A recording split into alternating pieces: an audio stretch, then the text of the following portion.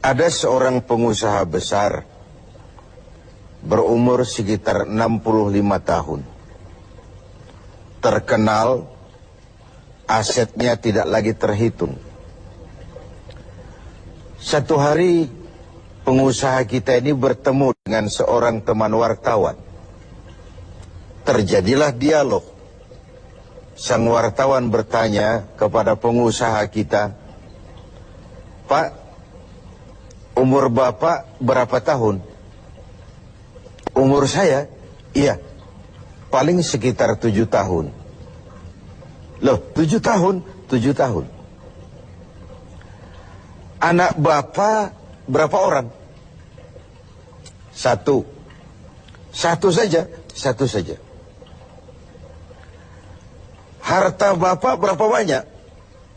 "Ya, paling sekitar 10 sampai 15 juta rupiah saja." Teman wartawan berkata, "Pak, kenapa Bapak berdusta? Bapak orang terkenal, pengusaha besar, punya biografi. Kami tahu umur Bapak 65 tahun. Kenapa Bapak bilang 7 tahun? Anak Bapak pun banyak. Kenapa cuma bilang 1? Harta Bapak, aset sudah tidak ternilai. Kenapa Bapak bilang cuma 10 sampai 15 juta rupiah saja?"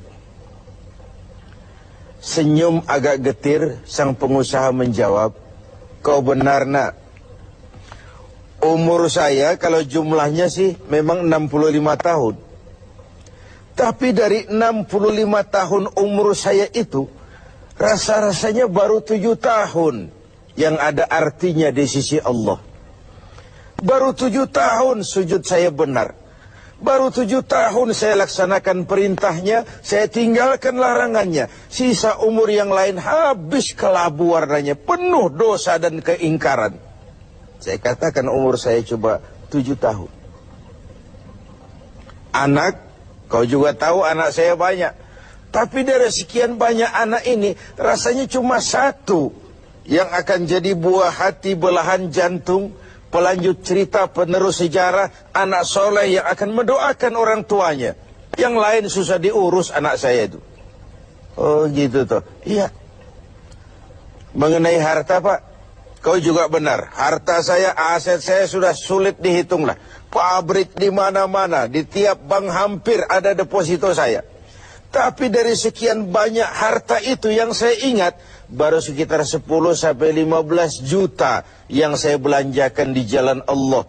Saya sumbangkan masjid, saya bantu pesantren, saya bantu yatim piatu. Dan itu yang akan jadi milik saya yang sebenarnya. Yang akan saya bawa menghadap Allah. Saya bawa ke alam kubur. Yang lain akan jadi rebutan ahli waris sesudahnya." Jangan-jangan orang tua tadi adalah kita-kita ini. Jangan-jangan kita-kita ini adalah orang tua tadi. Tapi yang pasti, jangan sampailah kita seperti orang tua tadi itu. Dari sekian banyak umur yang diberikan, berapa yang punya nilai di sisi Allah? Dari sekian banyak anak titipan Allah kepada kita, berapa yang akan jadi anak soleh, buah hati, belahan jantung, pelanjut cerita, penerus sejarah? Dan dari sekian banyak harta kita, berapa yang sudah kita belanjakan di jalan Allah, yang artinya akan jadi milik kita yang sebenarnya? Banyak ketidakadilan yang terlepas dari pengadilan dunia. Sering orang-orang yang berbuat kebaikan tidak mendapat perlakuan yang pantas di dunia ini. Sering kehidupan jadi rancu. Yang benar dikhianati, pengkhianat dibenarkan. Yang tuntunan dijadikan tontonan, yang tontonan malah dijadikan tuntunan. Untunglah ada akhirat. Bukan sekedar melepas diri dari ketidakberadayaan kita menghadapi sistem. Tapi cermin bahwa tidak satu ketidakadilan yang bagaimanapun kecilnya yang terlepas dari pengadilan dunia akan terlepas juga di pengadilan akhirat nanti. Inilah keadilan. Karena itu pada jumpa kali ini saya ingin menyampaikan sebuah hadis tentang apa yang harus kita pertanggungjawabkan di hadapan Qadhi Rabbul Jalil nanti. Sebuah hadis menyatakan, "Lan tazula qadama 'abdin yaumal qiyamah hatta yus'ala an arba'i khisalin." Besok di hari kiamat tidak akan bergeser telapak kaki seorang hamba sebelum ia dimintakan tanggung jawab terlebih dahulu tentang 4 persoalan. Apa yang 4 itu? Pertama, an umrihi fima afnahu. Umur yang diberikan kepadanya akan dimintakan tanggung jawab kelak. Di mana umur itu dihabiskan? Diberikan umur 30 tahun kah, 40 tahun, 50 sampai 70, 100 bahkan. Sejak kita akil balik sampai ajal datang merenggut nyawa, di mana umur itu dihabiskan? Kita sering main-main, padahal waktu berjalan terus. Kita sering lalai dan lupa, padahal malaikat maut tidak pernah lalai dan lupa. Seorang Nabi Yakub alaihissalam, seketika akan ajal, beliau menanyakan, kalau saya ajal kenapa tidak diberitahu lebih dahulu? Kata malaikat maut, sudah diberitahu. Loh, bagaimana caranya diberitahu? Perubahan yang terjadi pada fisik kita adalah pemberitahuan. Uban yang bertabur, mata yang mulai lamur, pendengaran yang mulai kabur, itu semua pemberitahuan agar kita mawas diri. Umur akan dimintakan pertanggungan jawab, di mana umur itu dihabiskan. William Shakespeare memang pernah bilang, waktu hidup itu singkat. Tahu-tahu baru saja zuhur, tahu-tahu sudah asar. Baru saja asar, tahu-tahu sudah maghrib.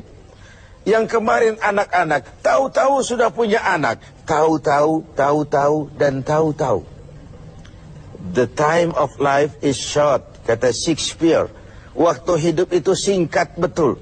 Namun waktu yang singkat akan terasa ada manfaatnya kalau kita bisa memanfaatkannya dengan yang sebaik-baiknya. Apalah umur panjang kalau cuma untuk menimbun dosa dan kesalahan.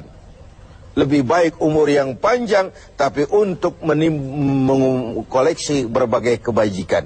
Inilah makna ucapan Nabi, khairukum man tala umruhu wa hasuna amaluh. Yang terbaik di antara kamu orang yang panjang umurnya dan banyak juga kebaikannya. Umur ini yang sering kita berleha-leha menghabiskannya untuk sesuatu yang tidak punya nilai, kelak akan dimintakan tanggung jawab di hadapan Allah Azza wa Jalla. Lalu yang kedua, wa an syababihi fima ablahu. Masa muda, pernah diberikan umur muda, di mana dihabiskan umur muda itu? Hura-hura atau untuk sesuatu yang bermanfaat? Dahulu ada seorang selebritis lah kalau zaman kita sekarang.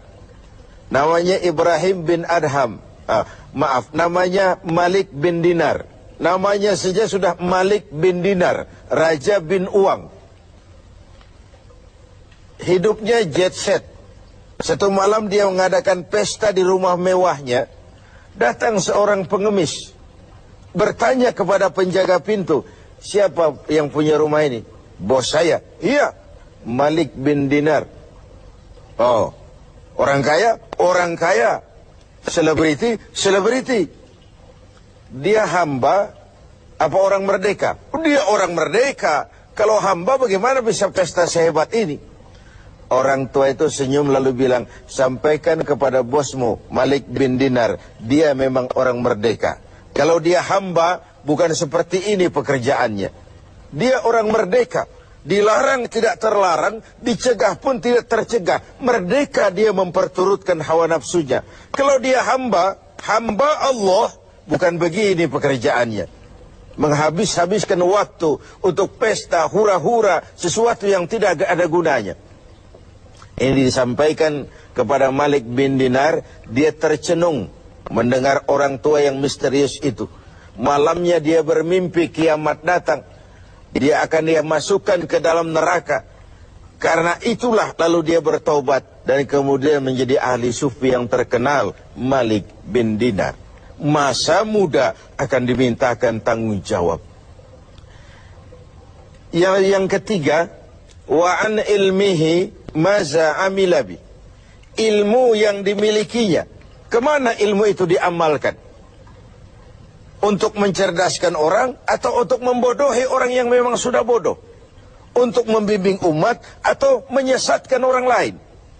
Agar hamba menjadi hamba Allah atau agar orang menghambakan dia? Ilmu akan dimintakan pertanggungan jawab. Yang terakhir, wa an malihi min aina iktasabahu wa fima anfaqahu. Kita akan dimintakan tanggung jawab tentang harta kita. Dari mana harta itu didapat dan kemana harta itu dibelanjakan. Perhatikan yang terakhir ini. Tentang ilmu, pertanyaan akhirat cuma satu. Ilmumu kau amalkan untuk apa? Tentang umur, pertanyaan akhirat pun satu. Umurmu kau habiskan di mana? Tentang masa muda, pertanyaan akhirat juga satu.